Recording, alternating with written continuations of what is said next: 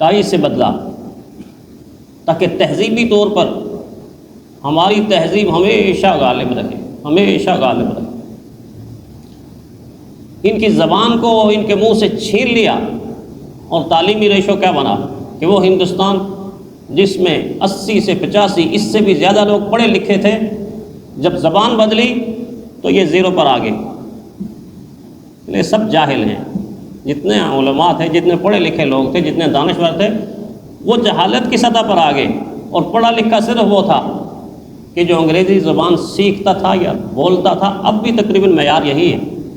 اس لیے مفتی محمود رحمۃ اللہ علیہ نے فرمایا تھا کہ اپنی جہالت کو کوئی انسان اگر چھپانا چاہتا ہے تو سب سے خوبصورت پردہ جہالت کو چھپانے کے لیے انگلش لینگویج ہے، انگریزی زبان۔ وہ انگریزی زبان اگر بول رہا ہوگا نا، اندر سے کھوکھلا اور خالی ہوگا، جاہل مطلق ہوگا، اس کو علم کی ایک بات بھی نہیں آتی ہوگی، لوگ اس کو دیکھ کے کہیں یار بڑا دانشور ہے، بڑا دانشور ہے۔ اور اس دانشور کو اگر آپ یہ کہہ دیجئے کہ بھائی جان ذرا سورہ اخلاص سنا سکتے ہیں، تو سپریم کورٹ کا وکیل 3 مرتبہ سورہ اخلاص پڑھتا ہے، 3 مرتبہ غلط پڑھ رہا ہے۔ وہ وکیل کے جو آپ کا کسی زمانے کے اندر وزیر داخلہ یا وزیر خارجہ بھی رہا، اس کی یہ حالت ہے، تو باقی مخلوق کی کیا حالت ہوگی، باقی لوگوں کی کیا حالت ہوگی۔ حضرت عبداللہ بن مسعود رضی اللہ تعالیٰ عنہ نے اہل علم کے بارے میں فرمایا کہ پرہیزگار لوگ امت کے سردار ہیں، لیکن علماء سرداروں کے سردار ہیں۔ المتقون سادۃ والفقہاء قادۃ۔ متقی لوگ، پرہیزگار لوگ اہل ایمان کے اندر فرمایا یہ ہیں امتیوں کے سردار، اور جب باری آئی علماء کی، اہل علم کی، تو فرمایا یہ سردار نہیں، یہ سرداروں کے سردار، یہ سرداروں کے سردار۔ اسی لیے رحمت کائنات صلی اللہ علیہ وسلم کا ایک پیارا ارشاد عجیب ہے۔ دیکھیں حضور نے کس طرح جوڑا ہے امت کو۔ اللہ کے نبی کو پتہ تھا کہ جو ہی یہ علماء سے کٹیں گے بس یہ امت سے کٹ جائیں گے، قرآن سے کٹ جائیں گے، نبی کے فرمان سے کٹ جائیں گے، شریعت سے کٹ، ہر چیز سے کٹ جائیں گے۔ حضور نے کیا فرمایا؟ دیکھو عالم بنو، عالم بنو، لیکن ہر آدمی کے پاس کی بات تو نہیں ہے نا کہ عالم بنے۔ ظاہر ہے سارے عالم بن بھی نہیں سکتے، سارے عالم نہیں بن سکتے۔ حضور نے فرمایا دیکھو عالم بنو، اگر عالم نہیں بن سکتے تو طالب بنو، طالب بنو۔ علم کی طلب، علم کی تڑپ، علم کی طلب، علم کی تڑپ۔ ساری زندگی انسان کیوں نہ طالب علم رہے، تاکہ قیامت کے دن جب اٹھے تو علماء کی صف میں سے اٹھایا جائے، طالب علموں کی صف میں سے اٹھائے۔ طالب علم کے ساتھ اللہ کا بڑا پیار ہے، بڑا پیار ہے۔ طالب علم اللہ کا چنا ہوا، چھانٹا ہوا اور منتخب کیا ہوا بندہ ہے۔ اس لیے فرمایا عالم بنو۔ اگر اتنا وقت نہیں تمہارے پاس، دنیا کی مصروفیات ہیں، تو پھر ایسا کرو طالب بن جاؤ۔ لیکن حضور کو پتہ تھا کہ لوگوں کے معاملات ہیں، لوگوں کی زندگی کی مصروفیات ہیں، ان مصروفیات کو دیکھتے ہوئے، معاملات کو دیکھتے ہوئے ہو سکتا ہے کہ مستقل طور پر علم کے لیے ٹائم نہ نکال سکے، وقت نہ نکال سکے۔ تیسرے نمبر پر فرمایا کہ اچھا عالم نہیں بن سکتے، مستقل طالب نہیں بن سکتے، تو ایسا کرو پھر اہل علم کے ساتھ کچھ بیٹھا کرو، مصاحب بن جاؤ، مصاحب کہتے ہیں اس کو۔ عالم بنو نہیں بن سکتے، طالب بنو نہیں بن سکتے، پھر ایسا کرو کہ مصاحب بنو، اہل علم کی مجالس میں کبھی کبھی بیٹھ جایا کرو، کبھی کبھی بیٹھ جایا کرو۔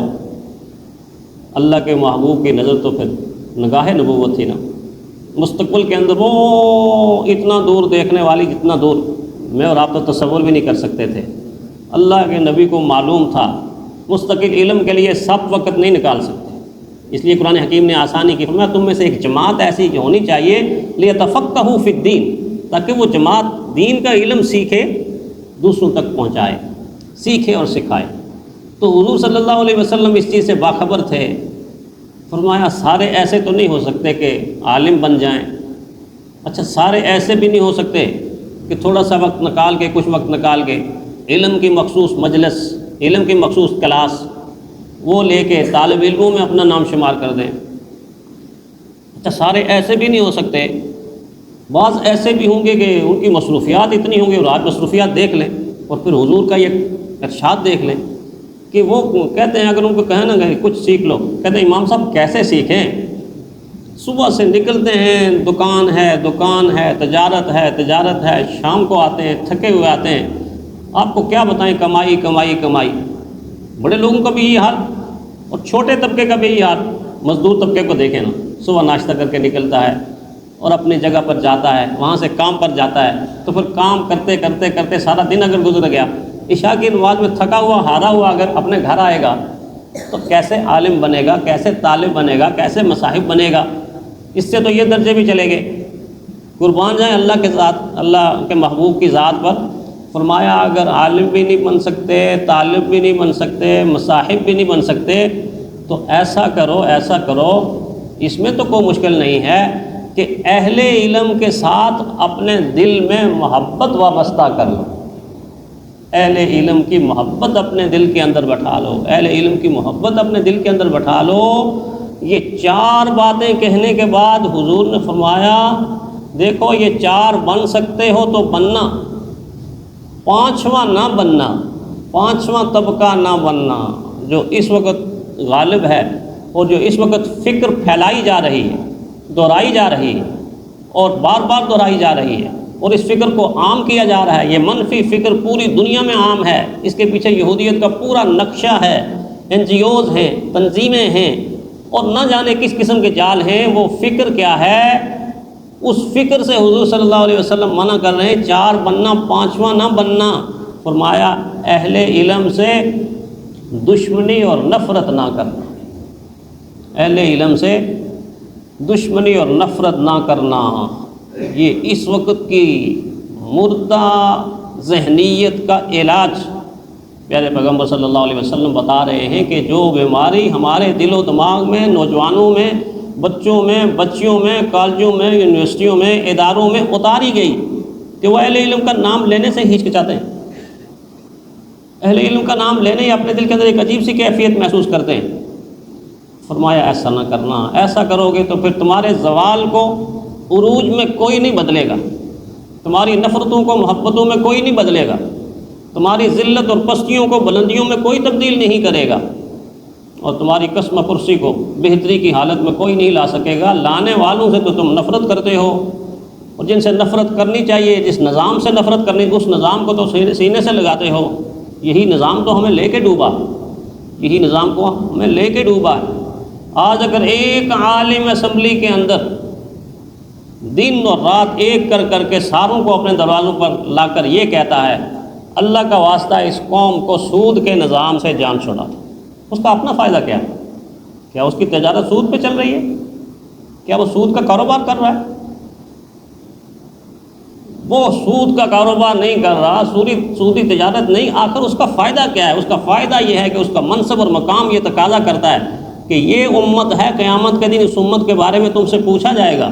یہ سود کی دلدل کے اندر پھنستی رہی، نصف صدی سے زیادہ عرصہ ہوا، یہ نیچے ہی نیچے جاتی رہی، اور آپ نے ہمت نہیں کی، ہمت کر کے ان ساروں کو واسطہ دے کر کہا اس امت کو سود کی لعنت سے آزاد کر دو، یہ یہود کی لعنت سے آزاد ہو جائے۔ ڈاکٹر اسحاق کا ایک جملہ اکثر دہرایا جاتا ہے، انہوں نے مختصر جملہ کہا تھا، دیکھو امت کو سود سے جان چھوڑا دو، یہود سے خود بخود جان چھوٹ جائے گی۔ اور کہتے ہیں نا یہودیوں اس کے پنجہ ایسے ہوا ہے، اس پنجے سے جان چھوڑانا مشکل۔ فرمایا سود سے آزاد کر دو، یہود سے خود بخود آزاد ہو جائیں گے۔ فتنے کی جڑ ہے یہ سودی نظام، جس نظام میں بری طرح امت اور پاکستان کی قوم پھنسی ہوئی ہے، اس اونٹ کی طرح جو دلدل میں پھنسا ہوا ہے، صرف اس کی گردن نظر آ رہی ہے، وہ بلا رہا ہے، وہ چیخ رہا ہے، وہ چلا رہا ہے، وہ کوشش بھی کر رہا ہے، ہل بھی رہا ہے کسی کے ذرا اس دلدل سے میں نکل جاؤں، لیکن دلدل تو ایسی ہے کہ جتنا زور پھنسا ہوا اس کے مخالف اوپر لگاتا ہے نا، وہ اور کھینچتی ہے اور نیچے کھینچتی ہے۔ اس اونٹ کی طرح اس امت کو اس دلدل کے اندر پھنسایا گیا، IMF کے جال میں پھنسایا گیا، اور پھنسانے کے بعد لوگ تماشا دیکھ رہے ہیں، غیر تماشا دیکھ رہے ہیں، یہودی تماشا دیکھ رہے ہیں کہ ہاں آنے والے سال کے اندر اس چیز کا ریٹ اور بڑھائیں گے، اس چیز کا ریٹ اور بڑھائیں گے۔ جتنی جتنی مہنگائی کرتے جائیں گے، لوگوں کے ایک نقصان نہیں، ایک تو یہ ہے کہ روٹی کہاں سے کمائیں گے، دوسرا نقصان یہ ہے کہ آسودہ حال کچھ نہ کچھ ہوگا تو عبادت کرے گا نا۔ 3 دن کے بھوکے آدمی سے آپ کو آئے نا بھائی جان آئے نماز پڑھ لیں، کیا نماز پڑھے گا وہ تو آگے سے واسطہ ڈال کے کہے گا بھائی جان 2 ٹکڑے روٹی کے مجھے دو، سوکھے ہی کھا لوں گا، پانی کے ساتھ ہی کھا لوں گا، کچھ مجھے جان آئے گی تو میں اٹھ کے نماز پڑھوں گا نا، وضو کروں گا نماز پڑھوں گا۔ کوئی بھی عبادت ایسی حال کے اندر ہو سکتی ہے؟ کس کی زکوٰۃ دے گا زکوٰۃ دینے والا کہ جب خود زکوٰۃ کا مستحق ہے؟ ایک دانشور نے ایک مرتبہ کہا تھا کہ اب تو ہمارے ملک کی حالت یہ ہے کہ 17ویں اسکیل میں کام کرنے والے افسر زکوٰۃ کے مستحق حالانکہ اچھی بلی تنخواہ ہوتی ہے، انہوں نے کہا کہ 17 گریڈ میں کلاس یعنی 1 کلاس کا آفیسر، فرمایا ان کی حالت یہ بن چکی ہے کہ وہ زکوٰۃ کے مستحق ہیں، کوئی ان کو زکوٰۃ دے تو ان کو لگ جائے گی۔ یہ ایسا نظام ہے۔ کیوں نظام قائم ہوا؟ اس لیے قائم ہوا کہ آنے والی باطل قوتوں نے علماء کو چھانٹ کر یوں الگ کر دیا اور عوام کو چھانٹ کر یوں الگ کر دیا۔ جہاں قاضی بیٹھتا تھا اور مدعی بھی آتا تھا، مدعی علیہ بھی آتا تھا، اور قاضی یہاں بیٹھ کے توجہ سے خود ان کی بات سنتا تھا، یہ کیا کہہ رہا ہے، یہ کیا کہہ رہا ہے، اور اسی وقت فیصلہ کر دیتا تھا یہ حق پر ہے اور تو باطل پر ہے، یہ ٹھیک کہتا ہے تو غلط کہتا ہے، میں اس کے حق میں فیصلہ دیتا ہوں۔ دونوں خوشی خوشی چلے جاتے تھے کہ ٹھیک ہے دین کے مطابق فیصلہ ہوا ہے، اگر میرے خلاف ہوا ہے تو تب بھی دین کے مطابق ہوا ہے۔ ایک دن میں اب فیصلے کیسے ہو رہے ہیں؟ یہ جج صاحب بیٹھے ہوئے ہیں اور سامنے وکیل صاحب کھڑے ہیں، اور بیچارہ جس نے وکیل کی فیس بھری ہے وہ فیس بھر کے اب اس کا آخری وقت آ چکا ہو۔ بعض دفعہ اس کو پتہ ہی نہیں ہوتا کہ وکیل جج کو کیا کہہ رہا ہے اور جج آگے سے کیا کہہ رہا ہے، اور کہنا کیا ہے، 10 سال تک یوں ٹک۔ یہ حال، کس نے یہ حال کیا؟ آج اگر آپ کہیں کہ نظام عدل کو بدل دیں گے تو آپ کو ایسا غائب کر دیا جائے گا کہ آپ کی نسلوں تک آپ کو نام و نشان تک باقی نہیں۔ یہ کوئی معمولی بات نہیں کر رہا، صحیح بات کر رہا۔ اہل علم سے دور کر دیا کہ نظام عدل، اب نظام عدل اس کو کہنا ہی توہین ہے۔ نظام عدل، قاضیوں کا نظام ختم کر دیا گیا، ججز کا نظام آیا، وکلاء کا نظام آیا، اور پھر جو تباہی ہوئی امت کی، اس قوم کی آپ تباہی دیکھ رہے ہیں، بھگت رہی ہے قوم۔ تو اس لیے متنبع کیا، علماء نے بھی متنبع کیا، دیکھو اہل علم کی مذمت و توہین کرنا کبیرہ گناہ ہے۔ کس نے کہا؟ امام احمد بن اوزائی رحمۃ اللہ علیہ نے کہا۔ علامہ ابن نجیم مصری رحمہ اللہ فرماتے ہیں علم اور علماء کی توہین کفر کے درجے تک لے جاتی ہے۔ کیوں؟ یہ وارث ہیں انبیاء کے، چنے ہوئے ہیں خدا کے چنے ہوئے کو، اور نبی کے وارث کو اگر تم ٹھٹھا کرتے ہو، مذاق کرتے ہو، تو توہین تو نبی کی ہو گئی، خدا کی ہو گئی، یہ تو بیچ میں واسطہ بن گئے۔ فرمایا اہل علم اور علماء کی توہین کفر ہے۔ حضرت علی رضی اللہ تعالیٰ عنہ فرماتے ہیں کہ حضور نے فرمایا میری امت اپنے علماء سے بغض رکھنے لگے گی، اللہ تعالیٰ 4 قسم کے عذاب اس پر مسلط کریں گے۔ پہلی قسم، بادشاہ جو بھی آئے گا وہ ظالم آئے گا، ایک ظالم اترے گا تو دوسرا آئے گا، دوسرا ظالم اترے گا تو تیسرا آئے گا۔ بادشاہ ظالم آئیں گے، حکام خیانت کرنے والے آئیں گے، خیانت یہاں سے ہوگی اور بنگلہ سوئٹزرلینڈ میں بنے گا، خیانت یہاں سے ہوگی اور ہوٹل جا کے برطانیہ میں بنے گا، فلیٹ برطانیہ میں بنیں گے، خیانت یہاں سے ہوگی اور مارکیٹیں جا کے مغرب میں بنیں گی۔ فرمایا کہ حکمران خیانت والے ہوں گے۔ تیسرا عذاب، دشمنوں کے مسلسل حملے ہوں گے۔ دشمنوں کے حملے سے یہ مراد نہیں کہ وہ کوئی بم برسائیں گے یا وہ نہیں، حملے کا کیا مطلب، ثقافت پہ حملہ اور تہذیب پہ حملہ، تمدن پہ حملہ، کلچر پہ حملہ، یہ ساری کی ساری چیزوں پہ حملے کر کے مسلمانوں کی ذہنیت کو تبدیل کر دیں گے، دماغ کو تبدیل کر دیں گے، فکر کو تبدیل کر دیں گے۔ فرمایا کہ خیانت والے حکمران ہوں گے، دشمنوں کے مسلسل حملے ہوں گے، اور فرمایا قحط سالی کے زمانے ہوں گے۔